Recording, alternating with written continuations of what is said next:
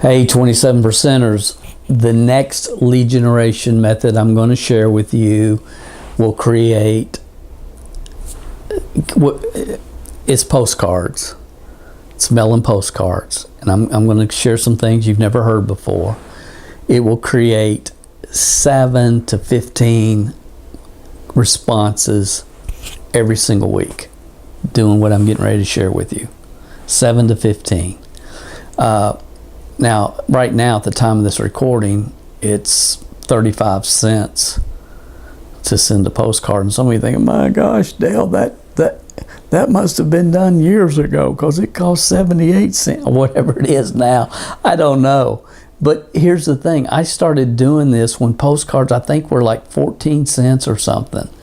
And you know what? It worked back then. You know how many calls you would get for every 100 postcards? Between 7 on the low side, 15 on the high side. You know how many calls you get today sending postcards? 7 on the low, 100 postcards, 7 on the low side, 15 on the high side. It's numbers. It's finding the right person at the right time in their life. But I don't believe in these fancy postcards in general for what I'm going to share with you. I understand we're all looking for the right people at the right time in their life.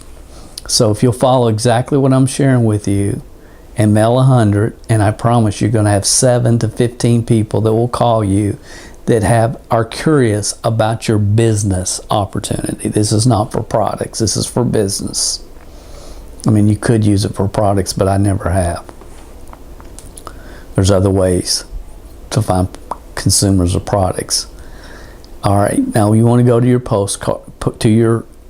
post office, and you want to ask them how much tell them you want to buy pre-printed postcards, pre-printed. And what I mean by that is just a plain white postcard, 3x5, I think, but it has the stamp already printed on the card. Depending on where you live, some post office will tell you, oh, I can get those for you, but I have to order them. And, you know, large metro areas, they'll have them right there. Okay, but the U.S. Postal Service offers, you don't have to buy the postcards. They give you the postcards, and it's already got 35-cent stamp printed on it. And you buy 100 or buy 1,000, whatever. Then you get a black felt tip pen, and I used to have 5,000 of these printed on a printing press at a printer years ago. Now people just pretty much write them out. Some people are still having them printed, but in your handwriting on the postcard it says, "Hi, I have been wanting to talk with you about a part-time management opportunity with our company. Call me." Your first name only, no last name, and your phone number, which will go into a lead box, which we haven't talked about yet. We will. That's the message. I'm going to give you a second to grab a pen or paper, and I'll go over it with you again here in a second. Well, let me tell you again, then I'll go over, because I got a little bit more I want to share with you. But it says, "Hi, I've been wanting to talk with you about a part-time management opportunity with our company. Call me, Dale." When they call, "Yeah, I got this postcard in the mail." "Well, I'm just curious. Why did you call?" Well, and if they, "Well, I'm just curious." If they say, "I'm just curious," say, "You know, Joe, I appreciate you calling, but right now I'm really looking for some serious people that are career frustrated. And if you're just curious, this is probably not for you, but you have a good day." And I will hang up on them just to see if they'll call me back. Just to see if they'll call back. So are you looking for curious or serious? You're looking for serious. You're looking for serious people. And then what do? Well, here's what I would like. You ask them a couple questions. Why did you respond? What are you looking for? How many hours a week do you have on a part-time basis to devote to something? And ask them 2 or 3 questions. If you like what you hear, then send them to your Play One, your online Play One. Who do I send them to? This is the most important thing.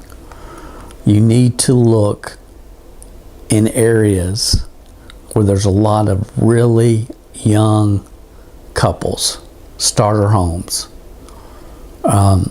That's what you're looking for, where there's young couples living. The great Art Williams said, your ideal prospect is somebody that's 25 to 35 years old, married, owns a home, hasn't made it yet, but wants to real bad. I'll never forget that. 25 to 35, married, has a family, has a home, hasn't made it yet, but wants to real bad. So Dale, how do I find those people? When your area, wherever you live, you probably know where that criteria, that demographic of people live. And then you can go online and you can look, okay, at all the streets, and say it's in a subdivision. You look at all the streets in that subdivision, and then you can go online and look for a cross-reference directory or a street directory in your town, and you can look up the street and it'll give you the names of everybody, like so-and-so lives at 101 Oak Street, so-and-so lives at, and it'll have 103 Oak Street, 107 Oak Street, 105, 109A, and you can look up Oak Street in your community or whatever the street is, and it'll give you the names of the people that live in those communities. It used to be it's called a crisscross directory. It's available online now. So the key to postcards, guys, if you sit down, like when I first started doing it, before I started having them printed on a printing press, is I would sit down while I'm watching a football game or basketball game in the commercials, I would write it out real quick. The reason you use black felt tip pen is because when it's printed, if you go that route, you can't tell handwritten from something that's done on a printing press, but it's just easier. And then when you write out the address, because you're going to handwrite the address, it makes it very congruent. So postcards.